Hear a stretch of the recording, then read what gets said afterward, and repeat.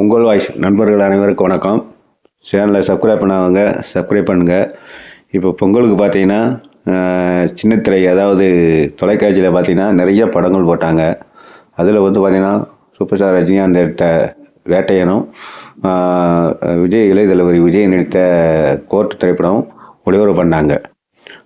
வேட்டையன் படம் வந்து சன் டிவிலையும், கோர்ட் திரைப்படம் வந்து ஜி டிவிலையும் ஒளிபரப்பு பண்ணாங்க. ஜி டிவியில் பார்த்தீங்கன்னா கோர்ட் படத்துக்கு பார்த்தீங்கன்னா விளம்பரம், அதிகப்படியான விளம்பரம். முதல் முறையாக சின்ன தொலைக்காட்சின்னு சொல்லுவாங்கள்ல, அதில் அப்படின்னு சொல்லி கோர்ட் திரைப்பட போட்டாங்க. இப்போ இதில் என்னென்னா, எப்போயுமே சொல்லுவாங்கள்ல, விஜய் ரசிகர் தான் நாங்கள் தான் பெருசு அப்படின்னு. இப்போ பார்த்தீங்கன்னா இப்போ இந்த தொலைக்காட்சி ஒளிபரப்புனதில் டிஆர்பி ரேட்டிங் வந்து ரிலீஸ் ஆகிருக்கு. அதில் பார்த்தீங்கன்னா இப்போ சன் டிவியில் ஒளிபரப்பான வேட்டையனுக்கு வந்து பார்த்தீங்கன்னா 11.7க்கு மேலே வந்திருக்கு டிஆர்பி ரேட்டு. அதே பார்த்தீங்கன்னா நாங்கள் தான் ஃபஸ்ட்டு அப்படின்னு சொல்கிற விஜய் ரசிகர்களோட கோர்ட் வந்து பார்த்தீங்கன்னா 7.6 தான் வந்திருக்கு. வித்தியாசம் பாருங்கள், எந்த அளவுக்கு வித்தியாசம் பாருங்கள். 11.67 இங்கே இருக்குது, கிட்டத்தட்ட 7.6 இங்கே இருக்குன்னு பாருங்கள். கிட்டத்தட்ட 4% அதிகமாக இருக்குது.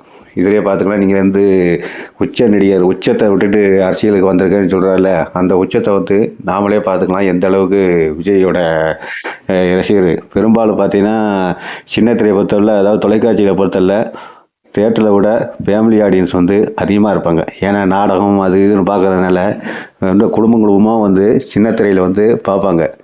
அப்போ இந்த அளவுக்கு விஜய் அரசியலுக்கு வேறு வந்துட்டார்.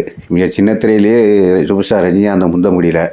நீங்கள் எப்படி இவரை எதிர்த்து ஒரு அரசியலுக்காக அவர் அரசியலுக்கு வரல இருந்தாலும் கூட நாங்கள் முந்திட்டோம் அவரை அப்படின்னா, ஒரு டிவிலேயே முந்த முடியலையே, நீங்கள் இப்போ எதில் முந்த போறீங்க?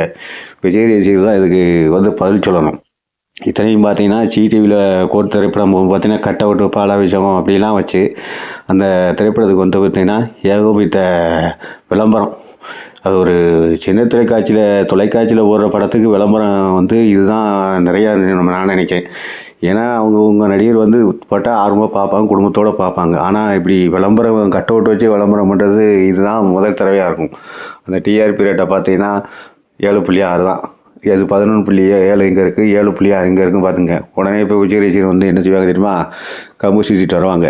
எப்படின்னா, சன் டிவி பெரிய நிறுவனம், அதனால தான் டிஆர்பி வந்துருச்சு. ஜி டிவி வந்து சின்ன நிறுவனம், அதனால தான் எங்களுக்கு டிஆர்பி குறைஞ்சிருச்சு, டிஆர்பி ரேட்டு அப்படின்னு சொல்லிட்டு வருவாங்க.